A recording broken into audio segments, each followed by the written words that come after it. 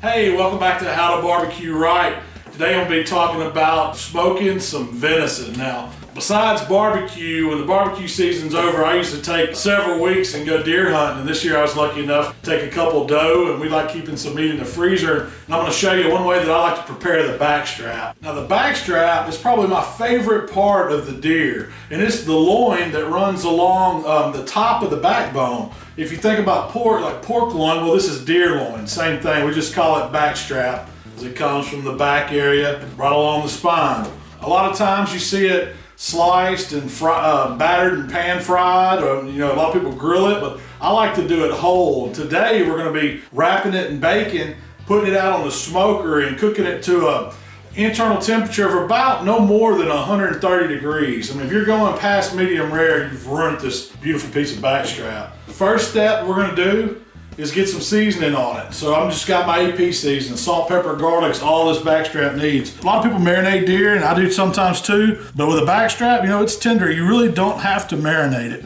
We're gonna put a nice glaze on the end of it when we get it through, and we'll talk about that a little later, but we really want the meat to shine through. I want you to taste this venison when it gets done. And you can do this with beef. It doesn't have to be venison. I mean, you can even bacon wrap a pork loin like this. Your times, the internal temps change a little for pork, but beef cooks pretty much the exact same way. I've got 2 backstraps. They're seasoned with the salt, pepper, garlic mixture. If you want to change that up, put whatever you like on them, but I like to keep it really simple. You want to use some bacon here that's going to get done. If you use a thicker cut of bacon, it's still going to be soft and rubbery, and the meat's going to get way overcooked before the bacon gets done. And we're just adding a little bit of extra fat, a little bit of that delicious bacon flavor. Everybody loves bacon. It's great on deer especially. But we're just going to take it and just kind of wrap it around, and we'll use as many pieces as it takes to cover the length of this backstrap. You just want to kind of keep a layering going on it. Spread it out. Keep the pieces as wide as they are. When it gets ready for the next piece, just kind of layer it right over there and continue wrapping down the length of it. We'll overlap it a little bit. And if there's places where you think you need some toothpicks, you can always stick a toothpick or 2 in it to hold it. But a lot of times I find you don't need it if you wrap the bacon right. So there's where it looks like when we get it all wrapped with that bacon. If you needed to, you could use a toothpick, but I've kind of wrapped it enough on the ends to hold it to where it's not going to come off.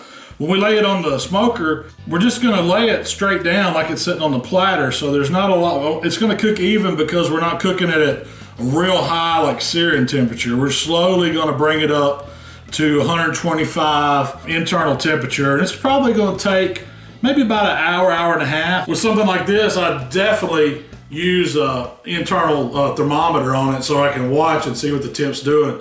Because if it's done in 50 minutes, hey, I'm getting it off there. There's no set time. All right, so I've got both of the backstraps completely wrapped in bacon. We let them sit out to come to room temp before we wrapped and seasoned them. Then I just took a 12-ounce package of bacon for each one and used as much as it took of each package. I think I had a couple strips left over in each pack. Now they're pretty much ready for the smoker. But one last thing before we put them on to add a little bit more color. I like to use my rub. It's Killer Hogs barbecue rub. And I'm not going heavy with them at all. I'm just going to give them a light dust, and it's really going to give it a little color, a little pop. We're going to place these on the drum smoker outside. All right, so I'm going to get these backstraps right on the grate here on my drum smoker.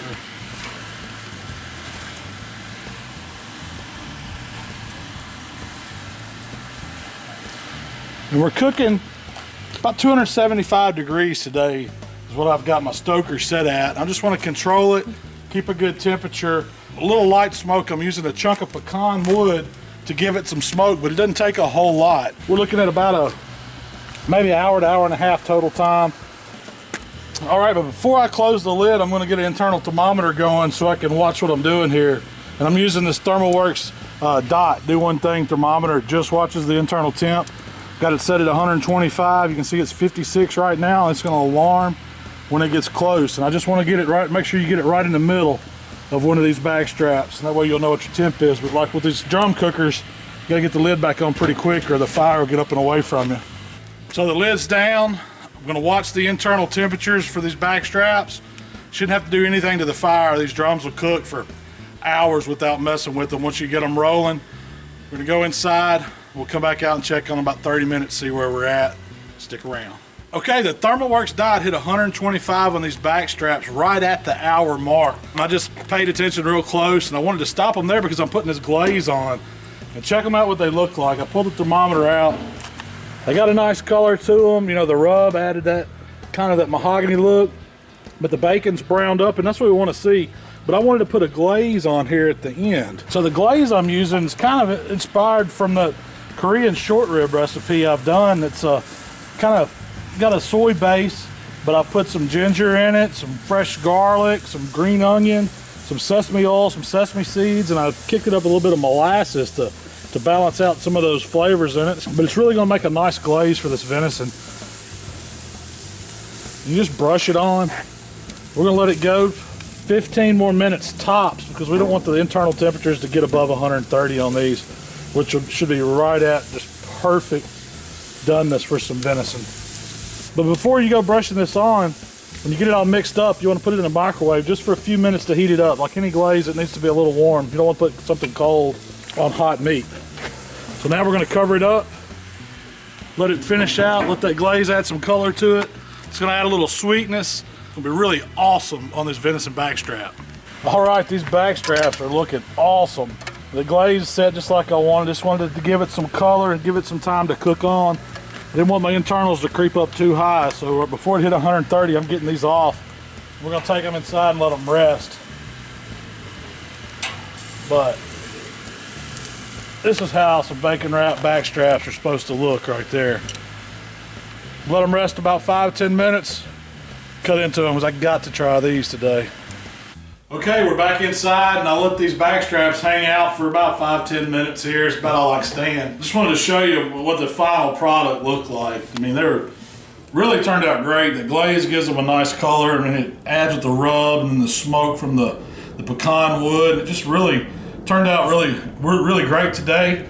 Now to recap what we did today, we took 2 venison backstraps, and instead of marinating them, we just seasoned them with some salt and pepper and garlic. It's kind of my all-purpose seasoning recipe. Then we wrapped them in thin bacon, and the thin bacon is the key there because we want the bacon to brown and to not be so chewy. You know, it's going to cook pretty quick, as fast as the backstraps cook, and that's what you want. So they look really good in the end. We put a little bit of Killer Hog seasoning on top to give them a little color. We got them out on the smoker, 275, and it took about an hour to get them to 125 internal, which is kind of rare. But then we took a glaze that we mixed up. It's kind of my Korean inspired barbecue sauce. And I heated it up, and I call it glaze because I'm putting it on hot meat right on the grill. So we basted on that glaze a little bit, let it sit another 5-10 minutes, but the whole time you're gonna really watch that internal temperature because don't go past medium rare. Backstraps don't need to be anything past that, and you're really ruining a fabulous cut of meat by taking it further than medium rare. This is the way it's intended to be cooked. So without further ado, I'm gonna have to get into one of these. Look at that. We got a medium rare going on. That's what I want to see. Let me get a bite out of this middle here. So good, it's tender. Those flavors come through from the glaze. All purpose gives it that savory notes. Oh, it's so good. Oh, show how tender that is. Wow, I mean, doesn't get any better than deer like this, man. So if you like to eat deer or any type of venison, man, you gotta give this recipe a shot. If you don't like deer, like I said earlier, it'll work with a beef loin. You can even do pork loin like this and just change the internal temps up to cook it to your likeness.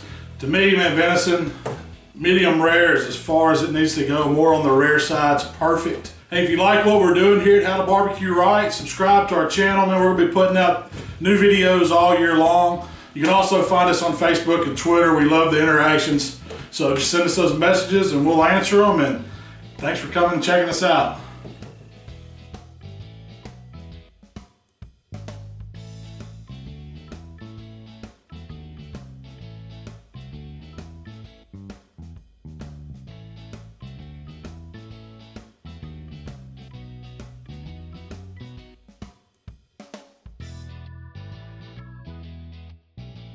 hour mark on these pork. Yeah.